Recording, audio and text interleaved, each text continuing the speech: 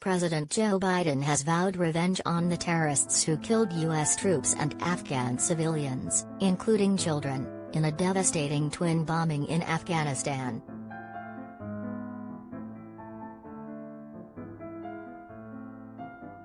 The U.S. leader at first appeared deflated as he addressed Americans to hail the heroes who lost their lives in the effort to help Afghans trying to flee.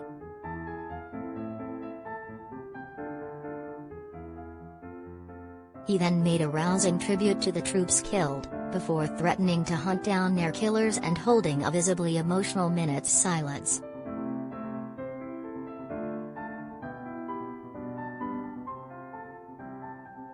The president vowed revenge on the culprits who claim to be behind the day's attacks, warning ISIS-K, "We will not forgive, we will not forget, we will hunt you down and make you pay."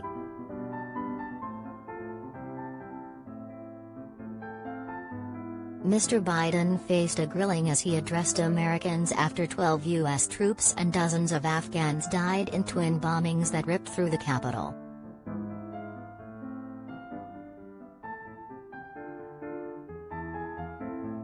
He fronted Thursday's White House press conference under immense pressure over his handling of the U.S. withdrawal.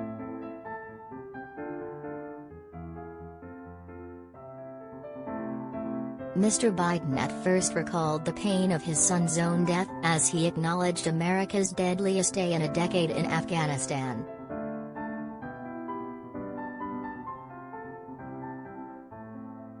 "You get this feeling like being sucked into a black hole in the middle of your chest," he told the Marines' grieving families.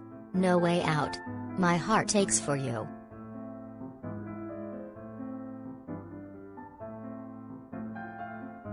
But grilled about his own role in the lead-up to the carnage, Mr. Biden insisted he stood by his decision to withdraw.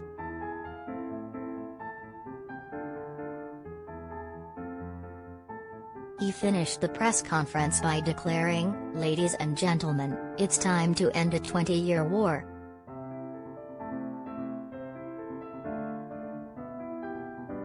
It was a dark day for U.S. forces, which suffered their highest death toll in a single day since August 2011, when 30 personnel were killed after a helicopter was shot down.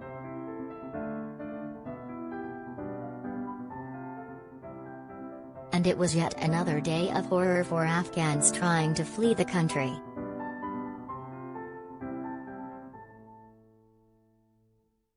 Suicide bombers targeted an area outside the Hamid Karzai International Airport where desperate people were gathered in a bid to escape Taliban rule.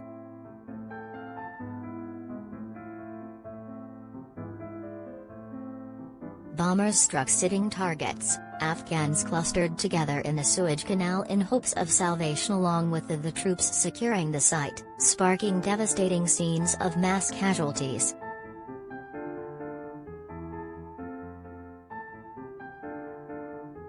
The crowds were targeted as the hours ticked down toward an August 31st deadline for U.S. forces to withdraw from the country.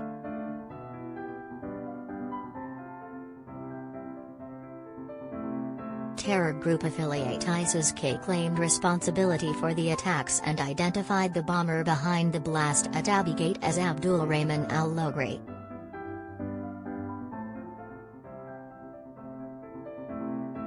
The Taliban said some of its guards were also killed in the blasts, as it condemned the violence targeting crowds trying to flee its own rule.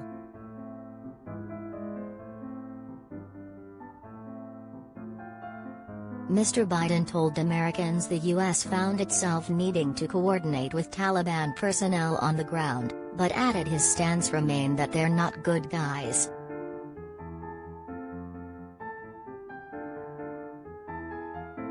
He added in response to reporters, "I bear responsibility for, fundamentally, all that's happened of late.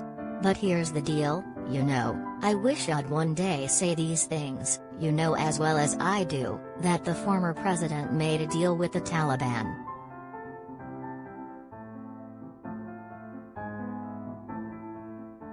The explosions tore through crowds that have thronged the Kabul airport gates, desperate to leave Afghanistan since the Taliban seized power almost 2 weeks ago.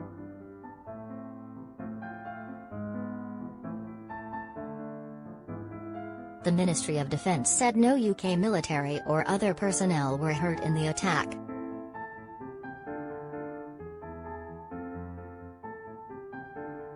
The U.S. military death toll in the Afghanistan war since 2001 stood at roughly 2,500 before the latest round of bloodshed.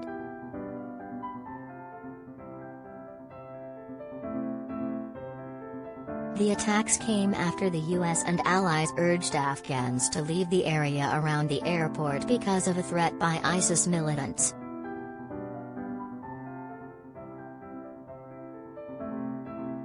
In a statement, ISIS claimed responsibility and said one of its suicide bombers had targeted translators and collaborators with the American Army.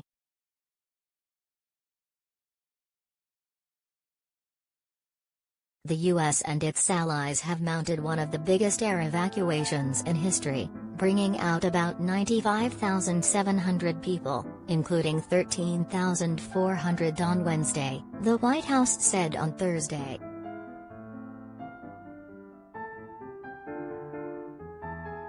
A massive airlift of foreign nationals and their families, as well as thousands of Afghan refugees, has been underway since the day before Taliban forces captured Kabul on August 15.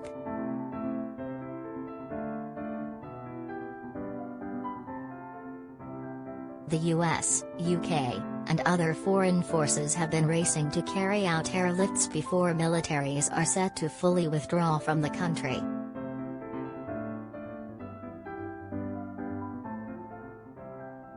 The US and UK have vowed the evacuation missions would continue right down to the wire, with only days to go.